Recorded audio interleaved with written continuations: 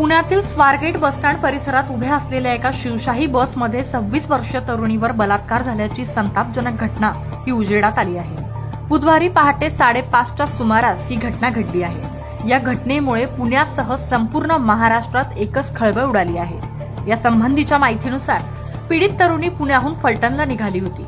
ती बुधवारी पहाटे स्वारगेट बसस्थानकावर थांबली होती। तेव्हा एका अनोळखी व्यक्तीने तिची बस दुसऱ्या ठिकाणी थांबल्याचे सांगितले, पण तरुणीने त्याच्यावर विश्वास ठेवला नाही। त्यावर त्या तरुणाने तिच्या एकटेपणाचा फायदा घेत तिला विश्वासात घेतले आणि त्यानंतर तो तिला जवळच उभ्या असलेल्या एका शिवशाही बसमध्ये घेऊन गेला।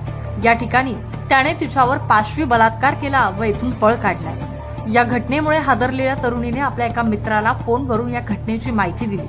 त्यानंतर मित्राने तिला तात्काळ पोलिसांकडे जाण्याचा सल्ला दिला। तरुणीने स्वारगेट पोलीस ठाणे गाठून आपली आपबीती कथन केली। पीडितेच्या तक्रारीवरून पोलिसांनी अज्ञात आरोपी विरोधात बलात्काराचा गुन्हा दाखल केलाय आणि घटनास्थळी जाऊन तपासही सुरू केलाय। मात्र या घटनेनंतर पुन्हा एकदा महिला सुरक्षिततेचा मुद्दा हा ऐरणीवर आलाय।